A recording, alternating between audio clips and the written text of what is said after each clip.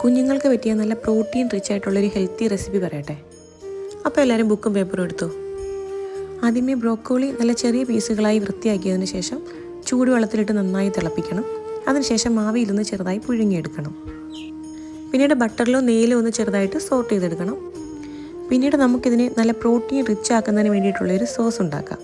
അതിന് വേണ്ടിയിട്ട് ഞാനൊരു 1/2 ലിറ്റർ പാലെടുത്തു. അത്രയും എടുക്കേണ്ടെന്ന് ആവശ്യമില്ല. അതിലേക്ക് നാരങ്ങാനീര് പിഴിഞ്ഞൊഴിച്ച് പനീർ ഉണ്ടാക്കിയെടുത്ത്. ഞാനിത് രാവിലെയാണ് ഈ പനീർ ഉണ്ടാക്കുന്ന പ്രോസസ്സ് ചെയ്തത്. അതിനുശേഷം ഞാൻ ഈ റെസിപ്പി ഉണ്ടാക്കുന്നത് വൈകുന്നേരമാണ്. കാരണം അത്ര നേരം മുന്നെയെങ്കിലും ചെയ്തു വെച്ചാൽ നമുക്ക് ആ പനീറിൽ നിന്നുള്ള വെള്ളമെല്ലാം മാറിപ്പോയി നമുക്ക് നല്ല പനീർ കിട്ടത്തുള്ളൂ. ഈ പനീറിലേക്ക് പാലും കാഷ്യൂ ഇട്ടിട്ട് നമുക്ക് നന്നായിട്ട് ബ്ലെൻഡ് ചെയ്തെടുക്കണം. എൻ്റെ കയ്യിൽ കാഷ്യൂ അവൈലബിൾ അല്ലായിരുന്നു, അതുകൊണ്ട് ഞാനിവിടെ കാഷ്യൂ ഉപയോഗിച്ചിട്ടില്ല.